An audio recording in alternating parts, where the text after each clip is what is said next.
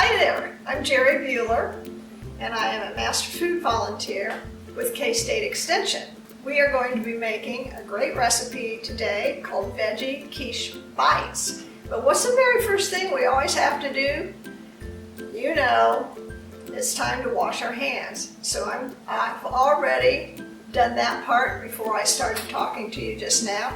I went over to the sink, scrubbed my hands in between the fingers, on the palms, the backs of my hands, around here, under the fingernails, really wash them, and then I rinse them really well. And then, most importantly, you have to dry the hands really well, because what do germs love?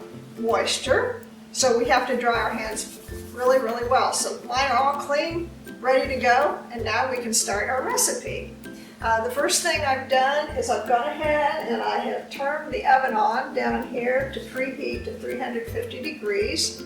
And I've taken some spray olive oil, and I've sprayed my 6-cup muffin tin. You can use any size, but it makes 6 quiches.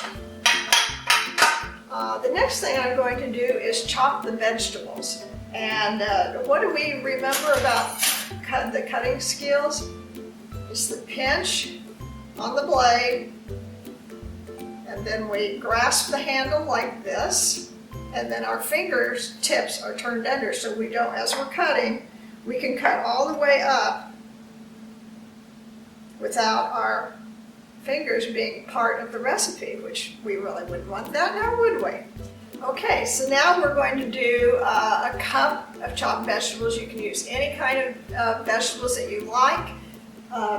You can use onions, spinach, red pepper, green pepper, whatever, but they need to be very finely chopped. Well, I just happen to have some kale on hand, and so I'm going to put some kale in here.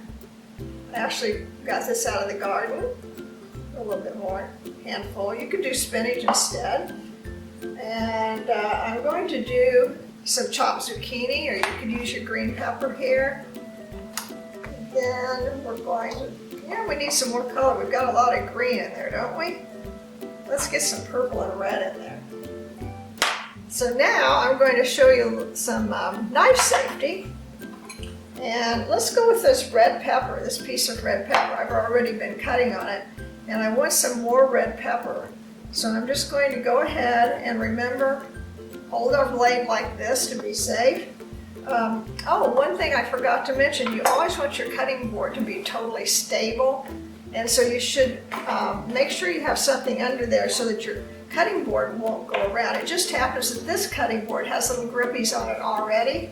If your cutting board will slide around, either put a damp paper towel or a wet cloth under it, or if you happen to have a little piece of grip cloth like this, you can do that. Okay? So now I've got that, and it's really extra stable. Now it's going no place, so that gives us less chance of cutting ourselves. So I'm going to go ahead and, again, notice how I'm ripping this. And I'm going to take some of this red pepper here. And I probably won't need too much. Take some of the seeds out. All right, now, to be safe, you always want to keep things as flat as possible or as stable as possible. So if you have something that's rocking all over the place, you want to be sure that you can stabilize it some way. And I usually make sure I have a flat surface that I'm working on, or if it's like this and I'm going to have my fingers like this, I'm just going to cut some tiny little strips, and I'm keeping my fingers kind of curled under like this. And that's got a lot of strips in there, so let's do a few more. This is going to be pretty with all of the red and green. And then we'll put some purple onion in there. Now that's not really fine enough because it won't cook quickly. So I'm going to just, you can take a hold of the top of here and you can just kind of rock it through. There, that looks pretty good. That should cook quickly. And then I'm going to put some of that in my measuring cup here. By the way, don't ever go across your cutting board like that because that doubles your knife. So you can scoop under like that. That's okay. Ooh, that, I guess pretty closely on that. That's just about right. Now we need a little bit of onion in there. Now, you should always wash your onion first before you peel it, and I have washed this one. And then what I do, remember me talking about how you always want to have a stable item if it rolls around so that you don't get cut. So the first thing I'm going to do is put my hand over like this and hold firmly, and then just go straight down through. Now I've got something that won't rock around on me. And then I'm going to cut off the stem part that was up here. And then, now I've got a flat surface, a base I can sit that on. And then I can just take the tip, go down through. The main thing is to always have a flat surface so that things don't roll around. And then I just need a little bit. So see how that's all nicely diced already? And I can go right ahead and put that in my measuring cup.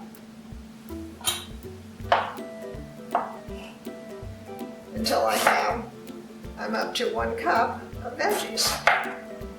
Ooh, look at all the pretty colors in that. That's nice. That's going to be nice and healthy. Okay, what else do we have here? We need to cook these a little bit. So I'm heating my skillet up here to medium-high heat. And we'll cook the veggies in just a minute. So while that's heating up, I'm going to go ahead and combine my milk. I need 1/4 cup of milk. And I've got that right here. This is skim milk or non-fat milk. And let's see, I think we do the eggs next. I'm following the recipe here. Then I'm going to put my eggs in here. I have 4 eggs. Did you know that the eggs are turbocharged with nutrients and minerals?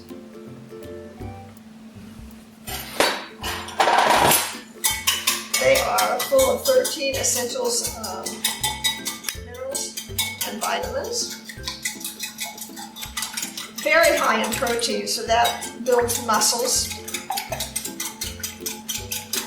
And as if that wasn't enough, they're also great for your skin and your hair and your fingernails. Now, to do eggs, I already had 4 eggs that I had broken and put in there. I just want to show you when you do an egg, and you crack it. I always do one at a time in a smaller container, so just in case I goof up and the shell breaks and I have shell in there, I'm only digging it out of one little egg, not the whole thing, the entire thing. So that one looks pretty good.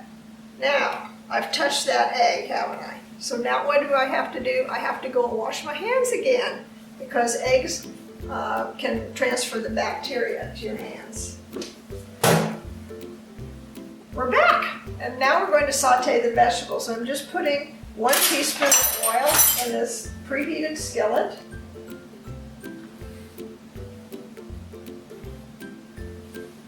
Right. And then our veggies go in, our beautiful veggies. And then we're just going to cook these for about 3 minutes or until they get tender.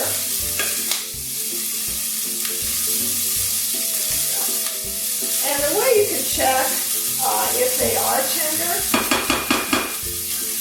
is you can use a fork and you can just kind of poke them once in a while, and of course they're not going to be tender yet because I just put them in. Or you can just wait till they're kind of a light brown. I mean, these veggies are going to be really taste great, even if they're kind of crisp tender.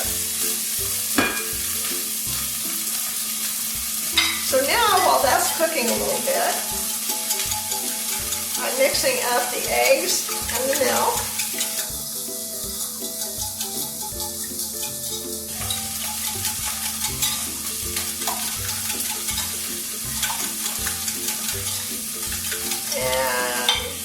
going to be stirring the cheese and the cooked vegetables in very shortly.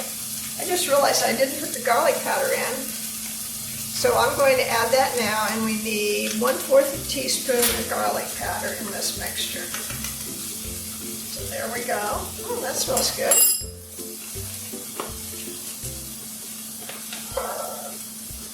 Let's see, how do these look? It doesn't take very long to cook when they're tiny like this. So after those cook, we're going to add the cheese and the veggies to this, and then I'll be ladling into this muffin tin.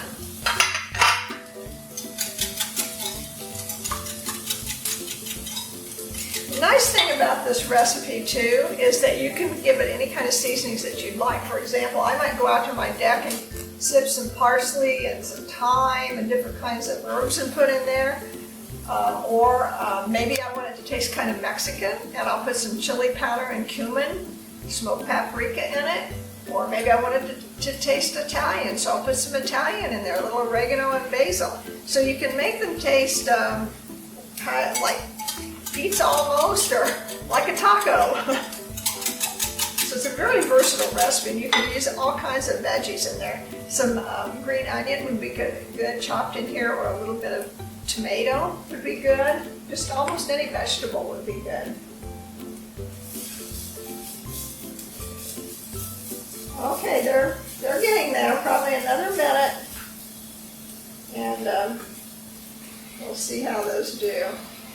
I'm going to check with a fork and see, are they getting tender yet? Not quite. You see, I missed one piece of onion, so it's going to be kind of a big piece. Well, a nice thing also about this recipe is it's great for breakfast or lunch, or to tell you the truth, I'd eat it for dinner and have a big salad with it. I think these would be great.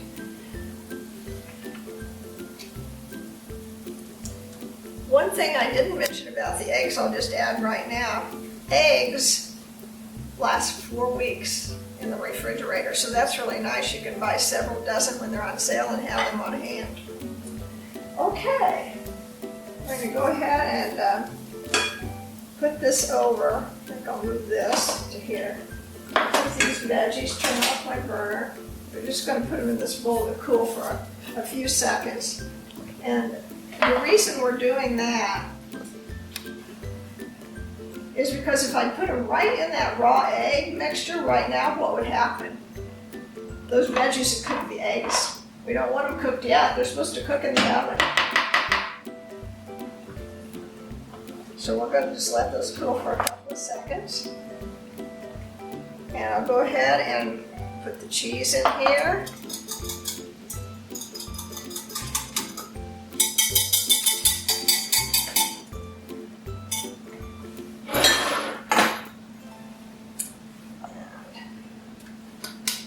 There we go.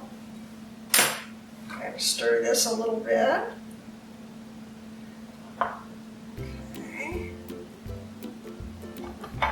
Okay, now we're going to stir these in. Oh my gosh, this is so pretty. This would be nice to make for anybody. Right. Now, you can pour the mixture in, and if you don't have a pouring spout, I've got a ladle here that we can use. Ladle, put them in this way. So I'm going to try pouring it and just see, how does this work? Oh, actually, this works pretty well, doesn't it? I think I'll just go with this. But if you don't have a pouring spout on your bowl, just use your ladle. Uh-oh. I have extra mixture. Now what am I going to do? I know what I'll do. I'll grease a little custard dish and I'll put the extra in that. Okay, I bet that will happen to you too sometime. I'll take this extra. I'll bet this will happen to you at home. So this is a very realistic recipe. Okay, don't do what Jerry just did and overfill. Okay, so these are going to go in the oven now. So they are filled pretty full.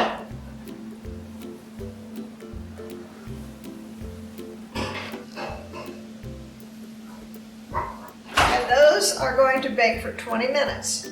And if you want to check that they're finished, you can take a fork or the tip of a knife works really well if you have a skinny knife, and put the tip right down in the center. And if it comes out clean, you know those quiches are finished. But I'm sure that at 350 degrees for 20 minutes, those quiches are finished.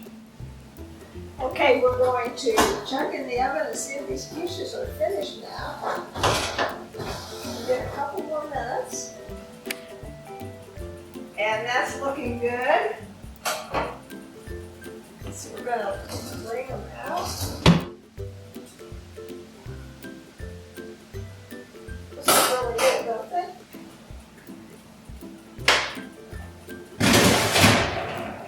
And then we'll let those set for probably 3 or 4 minutes, and then I'll use one of these and lift them out. All right, let's check this quiche and see how it looks. Ooh, that looks pretty tasty, doesn't it? So pretty. Thank you for watching this video. I hope you have fun making quiches.